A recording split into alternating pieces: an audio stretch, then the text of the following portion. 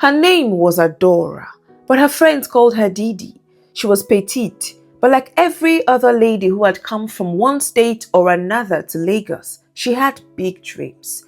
She was born in Enugu, raised in Surulere, and built like some of us who carried both tradition and modern life in their bones.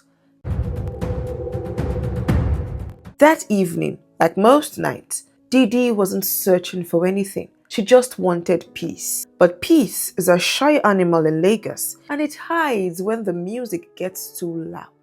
Her friends, Ada and Kosi, barged into her room holding shopping bags in their hands. They were so excited. They walked over to Didi and sat on the bed. Didi seemed uninterested in whatever they had to say. But Ada told Didi that this party was not an ordinary party and that she was going to miss a lot. Kosi laughed, supporting Ada by saying that the party was on Banana Island and they had gotten private invites. She told Didi that big boys where they chop money like puff puff go food here. Didi still refused, but they wore her down until she finally agreed. Ada gave her a gown and earrings, and once they were dressed, they left the house. They took an Uber, and as they entered Banana Island, Didi felt something shift inside her. Her chest tightened, but she said nothing. They got to the party, and the house looked like a palace. Everything concerning the party reflected light, but it still felt like it was hiding something. The compound buzzed with people, men in agbadas smelling of foreign perfume. Girls laughed louder than the speakers because they were trying to be noticed, and waiters rushed around with silver trays as if they had no legs. Before you know it, Ada and Kosi disappeared into the crowd to mingle, and they left Didi alone. Didi took a drink from one of the trays and looked around nervously. For a while, she wished she had just stayed home. And that was when he appeared. Average height, light-skinned, and gentle. His eyes looked like a shrine that only opened for the chosen ones. He wore a fine black short-sleeved shirt with matching trousers. He was the definition of the beard gang with bald head. People shifted as he passed and walked straight toward Didi. "You're not like the rest," he said. Didi blinked, confused. "Sorry?" "It's a compliment. You carry your own weather." And just like that, the room melted away. Her friends faded. The music dulled. He stayed by her side all night, brought her drinks, introduced her to powerful men, and held her like someone who had finally found what he was looking for. People stared, and some ladies gossiped about how she looked like his type. No wonder he took a liking to her. Another was worried about why he doesn't look at the rest of them. Ada, already cozy with a rich chief, heard the whispers. She glanced at Didi, smiled, and then looked at Kosi, and then returned to her own game. Didi, for a moment, felt seen and important. But something started to feel off. First, the way Dimeji spoke to a waiter who accidentally brushed past him. "My friend, are you blind?" he snapped, with entitlement filling his voice. The waiter apologized and walked off quickly. "Sorry for yourself. These people never know their place," Dimeji hissed.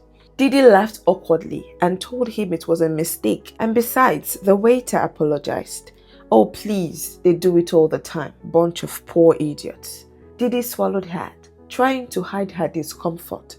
Later, a girl slipped nearby. Dimeji laughed and called her classless. Didi's stomach twisted in disgust, but still, she said nothing. Soon, an older man with leathery skin approached. He smelled and looked like old money. He placed a hand on Dimeji's back and nodded at Didi. He told Dimeji that Didi was fresh and that Dimeji never missed the good ones. Didi tried to fake a laugh as Dimeji pulled her clothes like his property. He smiled and told the old man she was premium. That was when something inside Didi turned cold. She pulled from his hold and told him she needed some air. Dimeji asked her if she was okay. She nodded and told him she was just dizzy and would be right back. Dimeji didn't seem okay with it, but he told her to go and that he would be waiting for her. Didi left and did not look back. Dimeji and the old man watched her walk out. Ada noticed and signaled Kosi. They followed her out. Outside, the air kissed Didi's skin. She took a deep breath and glanced around.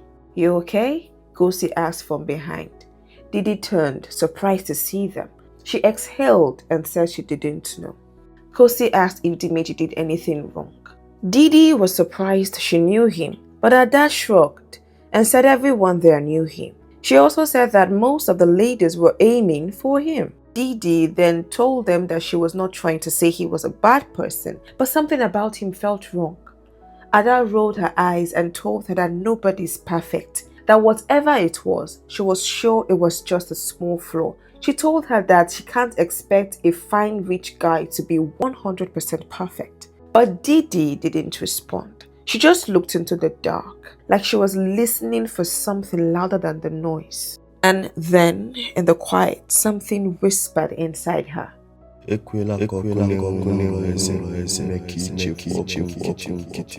She told them she wanted to leave.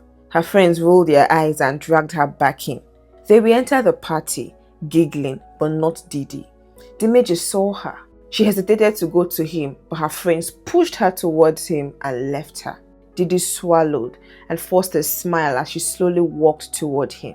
He smiled too and wrapped his arm around her waist. He asked if she was good, and Didi nodded. She looked around and saw that the old man was gone. She told him that she wanted to leave, but he told her that he had a surprise for her and that she should wait a bit. Didi chuckled with surprise, but then told him that she really wanted to leave because she didn't feel comfortable anymore. He paused, then smiled, and then told her that he'd show her the surprise now, and then she could leave early as she wanted. She asked him where the surprise was, and he said it was upstairs. She told him she would love to go with her friends, but he laughed softly and asked her if she really wanted to share the surprise with them. Didi thought of what her friends had said about his wealth and power, so she sighed and agreed. He handed his drink to a passing waiter, took her hand and led her away. They walked through a hallway and then down a couple of stairs. They stopped at a door where he knocked 3 times before opening it. Then they stepped in and he closed it behind them. The room was dim.